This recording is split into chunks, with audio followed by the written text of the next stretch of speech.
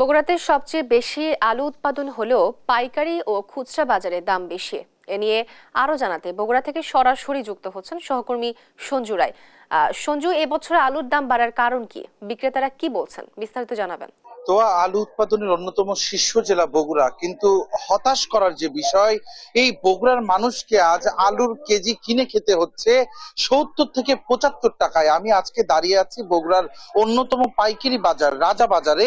এই বাজারে আমরা সকাল থেকে এসে দেখেছি যে এই বাজারে পাইকারিতেই আলু বিক্রি হচ্ছে। পাকড়ি গোল আলু ৬৮ টাকা কেজি এবং স্টিক আলু সেটিও ৬৮ টাকা, এবং পাশাপাশি ভারত থেকে যে আমদানি করা আলু যে বাজারে ঢুকেছে সেটিও বিক্রি হচ্ছে ৬০ থেকে ৬২ টাকায়। যে মূল্যটি আপনাকে জানাচ্ছি এটি কিন্তু পাইকারি মূল্য। খুচরা ব্যবসায়ীরা এই বাজার থেকে আলুগুলো কিনে নিয়ে গিয়ে তারা কিন্তু প্রতি কেজিতে আরো ৫ থেকে ৭ টাকা করে লভ্যাংশ নিয়ে তারা কিন্তু বিক্রি করছে। এবং আপনি জেনে অবাক হবেন, ১ মাস আগেও কিন্তু এই আলুর হিমাগার থেকে মূল্য ছিল ৪৫ থেকে ৪৭ টাকা। যেই আলুই এখন বর্তমানে হিমাগারেই মূল্য ধরা হয়েছে, এবং এই পাইকারি ব্যবসায়ীরা তারা আলু কিনে নিয়ে আসছে ৬১ টাকা কেজি করে। আসলে আপনি জানেন যে বগুড়া কিন্তু বরাবরই আলু উৎপাদনের জন্য শীর্ষ একটি জেলা বিবেচনা করা হয়। কৃষি বিপণন কর্মকর্তার কার্যালয় থেকে যেটি আমরা জেনেছি, বগুড়ায় এবার ৪৩টি হিমাগারে ১,৯৪,৮২৩ মেট্রিক টন খাবার আলু ও ১,২৮,১২০ মেট্রিক টন বীজ আলু সহ মোট ৩,২২,৯৪৩ মেট্রিক টন আলু মজুদ ছিল। তবে মৌসুমের শেষ সময় আলুর মজুদ কমে যাওয়ায় খাবার আলু এবং বীজ আলু সব মিলিয়ে এখনো কিন্তু হিমাগার গুলোতে ২০ ভাগ আলু মজুদ রয়েছে। এখনো মৌসুম শেষ হয়নি।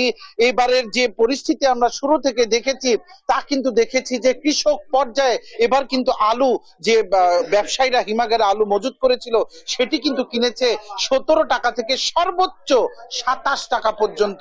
এর বেশি কিন্তু একটি টাকাও মূল্য কোনো কৃষক পায়নি। কৃষক পেয়ে গেল ২৫ থেকে ২৭ টাকা, অথচ একজন সাধারণ ভোক্তাকে আলু কিনে খেতে হচ্ছে ৭৫ টাকা কেজিতে। এটি কিন্তু সবাইকেই চিন্তার ভাঁজ ফেলে দিয়েছে।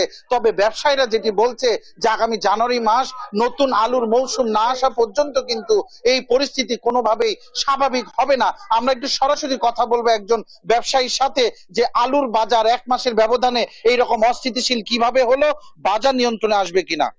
বাজার নিয়ন্ত্রণে আসার কোনো ওয়ে নেই, কারণ বর্তমান যে আমাদের বগুড়া যতগুলো স্টোর আছে বগুড়া শহরে, বগুড়া সদরে, সেগুলো চাহিদার পরিমাণ বর্তমান অনেক কম আছে। এই কারণে হচ্ছে আলুর দামটা বৃদ্ধি পেয়েছে। আর কিছু ব্যবসায়িক আছে, অসাধু ব্যবসায়িক, তারা হচ্ছে এই সংকট হওয়ার কারণে আলু, যেহেতু নভেম্বর ডিসেম্বর এখন 2টা মাস বাকি রয়েছে, এই বাকি থাকার কারণে তারা হচ্ছে সর্বোচ্চ মূল্য আর কি একটা সিন্ডিকেট করে সর্বোচ্চ মূল্যে হচ্ছে বিক্রি করার চিন্তাধারা করতেছে আর কি। বর্তমান স্টোর যে রেটটা সেটা হচ্ছে ৬২ থেকে ৬৫ টাকা কেজি বিক্রি করতেছি স্টোরে।